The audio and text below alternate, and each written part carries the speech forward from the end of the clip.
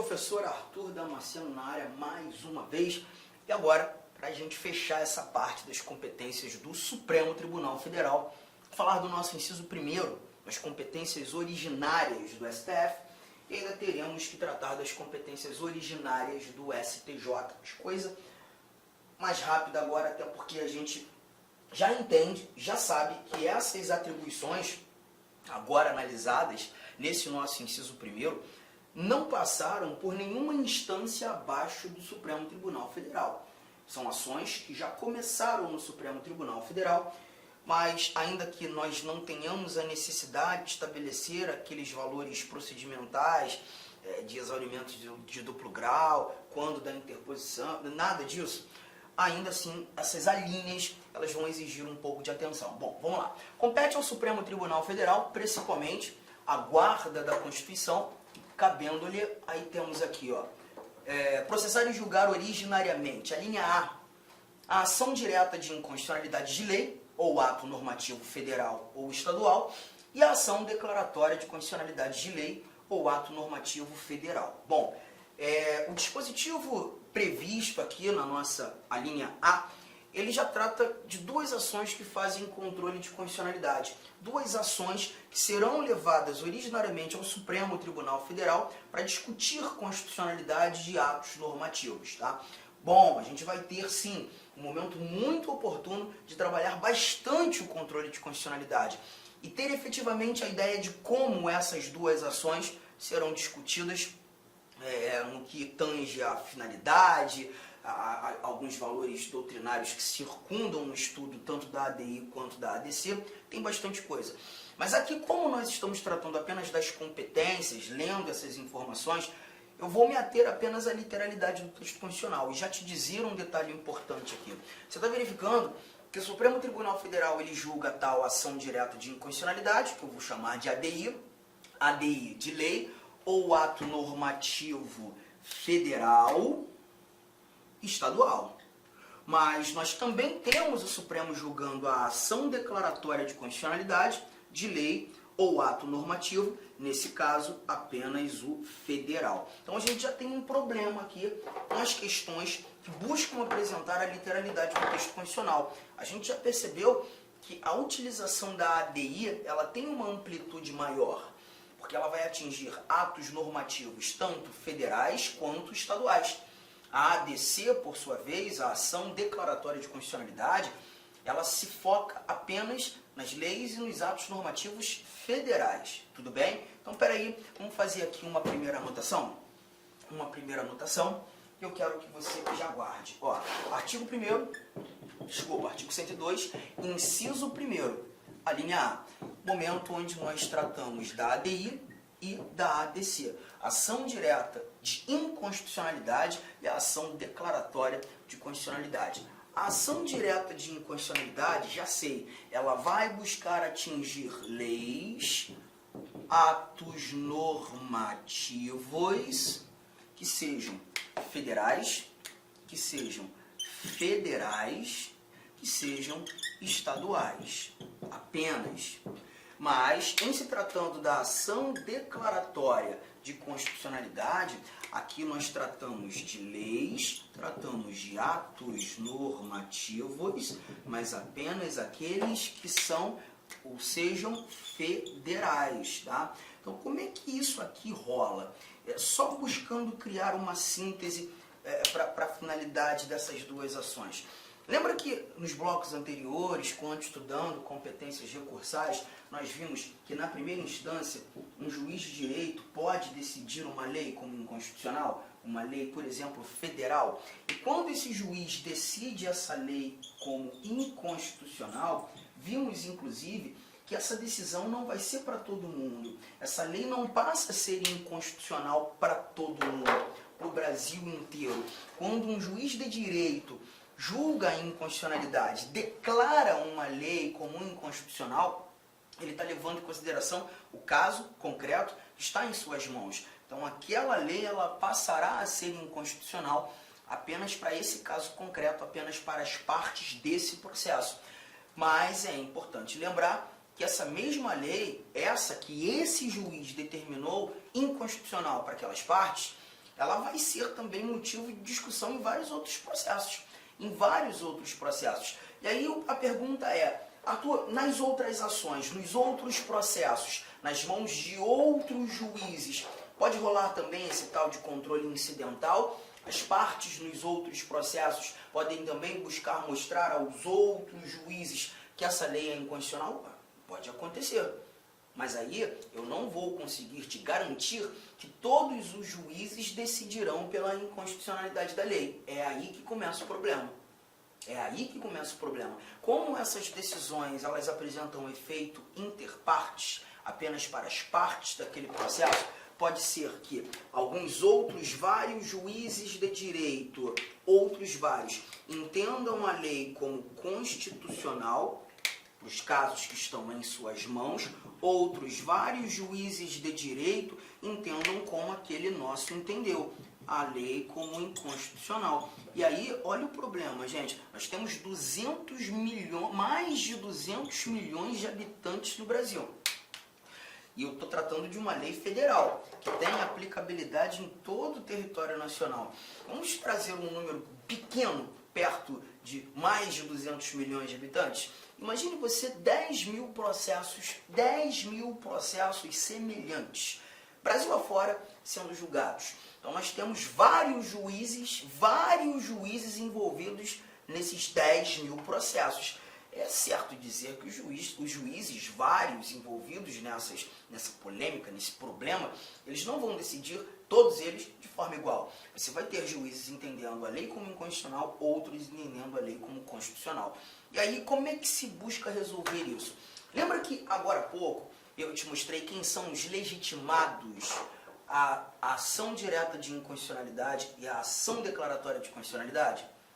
Pois é, nessa linha de raciocínio eu vou trazer apenas uma autoridade, tá? O Procurador-Geral da República está lá. O Procurador-Geral da República está lá. É um dos legitimados. E por que eu trago o Procurador-Geral da República? Porque o PGR, ele é o chefe do Ministério Público da União. O PGR é o chefe da instituição que se mostra como fiscal da lei. O Ministério Público está de olho nisso aqui. O Ministério Público realmente toma conhecimento desses problemas que ocorrem no âmbito do judiciário, inclusive quando os juízes entendem leis como inconstitucional, como quando rola esse controle incidental, que a gente também chama de controle difuso.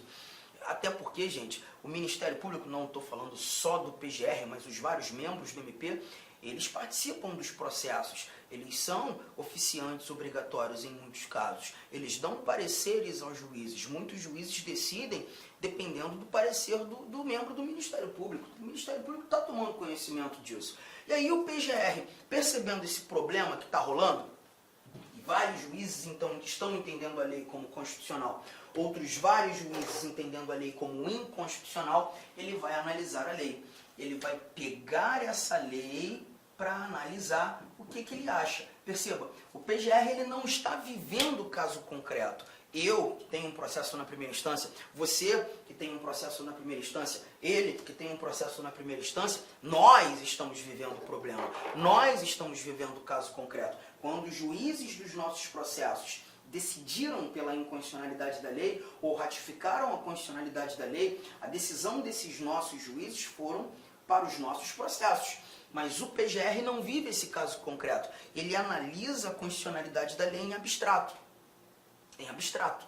Ele vai estudar a lei. E nesse estudo feito pelo PGR, duas coisas ele pode concluir. Apenas duas. Ou para ele realmente a lei é inconstitucional, ou para ele a lei é inconstitucional, o que o fará utilizar a ação direta de inconstitucionalidade. O Supremo, deixa eu te falar aqui, ó, estou ajuizando uma ação direta de inconstitucionalidade porque vários juízes estão batendo cabeça. Alguns estão dizendo que a lei é constitucional, outros estão dizendo que a lei é inconstitucional. Eu analisei a lei em abstrato e entendo que realmente essa lei é inconstitucional. Então eu estou trazendo aqui uma ação direta de inconstitucionalidade por ser uma lei federal, para você, Supremo, entender de uma vez por todas essa lei como inconstitucional, porque a sua decisão, STF, já vai ser para todo mundo. Para todo mundo. Essa lei, na realidade, será retirada do ordenamento jurídico. Chegamos à conclusão, o Supremo Tribunal Federal, que a sua decisão vai resolver aquelas várias ações, aqueles vários 10.000 processos que estão discutindo de maneira incidental a constitucionalidade dessa lei. Eu entendo ela ser inconstitucional, estou te convencendo disso. O PGR pode chegar a outra conclusão. Analisou a lei e falou assim, não, essa lei não tem nada de inconstitucional. Essa lei é perfeita. Essa lei é constitucional. E se o PGR entender que essa lei é constitucional, ele vai usar a ação declaratória de constitucionalidade. E essa ação declaratória de constitucionalidade será levada ao conhecimento do Supremo e a fala vai ser próxima daquela anterior. O STF, olha aqui, ó, vários juízes estão batendo cabeça, uns se posicionando de um jeito, outros se posicionando de outro jeito. Eu analisei a lei e concluí que essa lei é constitucional, que a lei é perfeita, a lei não ofende a Constituição. E se essa lei é constitucional, trago uma ação declaratória de constitucionalidade, por ser uma lei federal.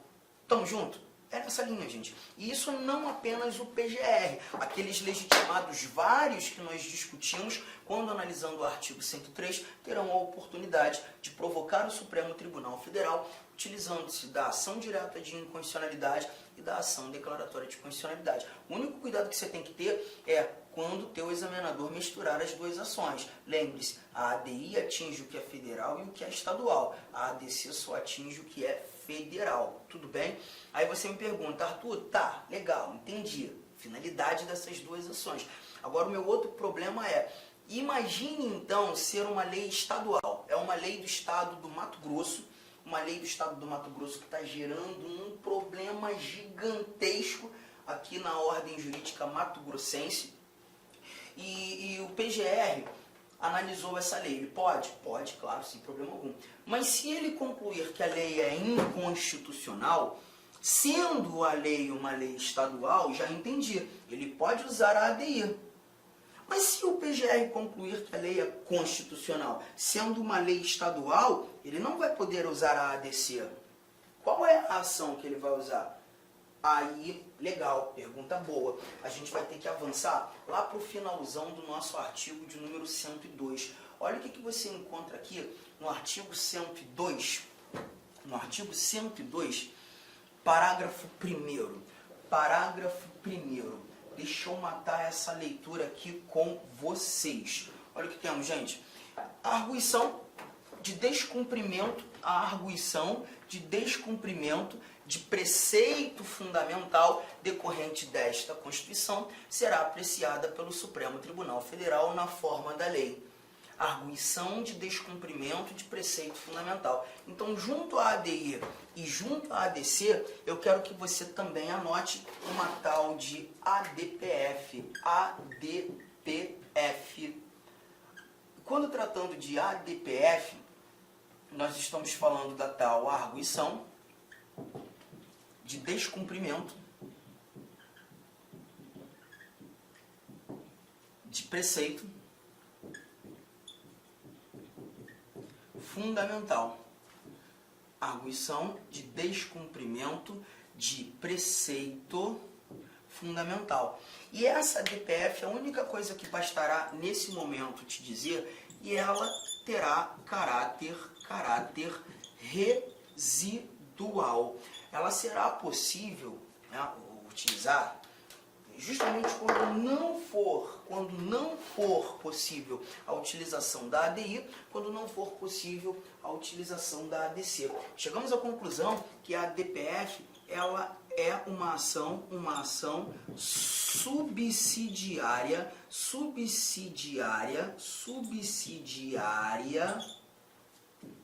a ADI e a ADC. Eu só terei a oportunidade de usar a ADPF quando não for possível usar nem a ADI nem a ADC. Percebeu? É nessa linha. Ah, então se for uma lei estadual, Arthur, e o Procurador-Geral da República tem a pretensão de ratificar a sua constitucionalidade, como não dá para usar a ADC, ele usa a ADPF perfeitamente. Estava pensando aqui, Arthur, e se for uma lei municipal? Porque lei municipal você não incluiu nem na ADI, nem na ADC. Em sendo uma lei municipal, mais uma vez nós levaremos em consideração a tal da ADPF, seja no intuito de arguir a sua inconstitucionalidade, seja no intuito de ratificar a sua constitucionalidade. Porque a ADPF, de novo, a arguição de descumprimento de preceito fundamental tem caráter residual. As 3 ações serão julgadas originariamente pelo Supremo Tribunal Federal. Propósito: fazer controle de constitucionalidade. Segundo ponto: aqueles legitimados, 3 caras, 3 mesas, 3 órgãos, terão a oportunidade de provocar o Supremo com essas 3 ações: ADI, ADC e ADPF. Show de bola! Primeiro ponto resolvido. Espera aí que tem mais coisa ainda nessa tela. Eu li o parágrafo 1º, deixa eu matar a leitura do parágrafo 2º com você. O parágrafo 2º também eu acho importante lermos nesse exato momento. Olha o que ele diz: as decisões definitivas de mérito proferidas pelo Supremo Tribunal Federal nas ações diretas de inconstitucionalidade e nas ações declaratórias de constitucionalidade, e aqui não apenas a ADI, não apenas a ADC, a DPF também entra aqui, produzirão eficácia contra todos. Na realidade, a decisão do Supremo já torna a lei inconstitucional para todo mundo, ou aquela decisão que ratifica a constitucionalidade da lei vai ser para todo mundo, e efeito vinculante relativamente aos demais órgãos do Poder Judiciário, para que, já te lembro, juízes abaixo, por exemplo, tinha juiz entendendo que a lei era constitucional, lembra? Mas a partir do momento que o Supremo, em sede de ação direta de inconstitucionalidade, entende que essa lei é inconstitucional, esse juiz vai ter que respeitar. Porque a decisão, ela gera efeito vinculante aos demais órgãos do Judiciário. Então, a decisão do Supremo, em sede de ADI, de ADC e de ADPF, vincula os demais órgãos do Judiciário, todo mundo que está abaixo e mais. E a administração pública, direta e indireta, nas esferas federal, estadual, municipal. Eu sei que você já percebeu, aqui a gente não está falando de lei, né? Não está falando de função legiferante. E realmente, guarde mais esse detalhe. O poder legislativo, não só o poder legislativo, o poder público, no exercício da função legislativa, não estará vinculado ao efeito de decisão de controle de constitucionalidade. Como assim? Mais ou menos. O Congresso Nacional criou a lei. Aí alguém foi lá e ajuizou a DI. O Supremo foi lá e declarou a lei como inconstitucional. O Congresso Nacional, um mês depois, pode começar a discutir aquele mesmo projeto, aquela mesma lei, fazer aquela mesma lei nascer de novo. Ué, Arthur, mas o Supremo já disse acerca de uma lei que já está lá atrás, morreu. Agora é uma outra lei, mas é o mesmo conteúdo. Ele não está vinculado, é função legislativa. E aí teremos a oportunidade do Supremo ser provocado de novo, a mesma brincadeira, a ADI vai ter que julgar inconstitucional, morre aí a lei e acabou. Aí ele, se quiser, faz de novo. Pô, que loucura, Arthur. Pois é. É assim que funciona essa ADI, essa ADC e a ADPF. Bora voltar. Olha o que temos aqui ainda na nossa lista de competências. Letra A, então, a gente já matou, hein? Letra B. A letra B, ela tem que ser estudada juntamente à letra C. Olha o que temos aqui, ó. Nas infrações penais comuns, o Supremo vai julgar o presidente da República, o vice-presidente, os membros do Congresso Nacional, seus próprios ministros e o Procurador-Geral da República. Essa galera aqui, se porventura cometer crime comum, infração penal comum, o Supremo julga. Temos também, na linha C, mais coisa. Nas infrações penais comuns, mas agora também incluímos os crimes de responsabilidade, os ministros de Estado, os comandantes da Marinha, do Exército, da Aeronáutica, ressalvado, disposto no artigo 52. Inciso 1º, isso aqui é importante demais, eu vou ter que te contar daqui a pouco, os membros dos tribunais superiores, os do Tribunal de Contas da União e os chefes de missão diplomática de caráter permanente. Bom, você já viu muita gente aqui, você já viu muita gente aqui, muita gente. E, inevitavelmente, a conversa agora começa a ser ou estar relacionada a foro por prerrogativa de função.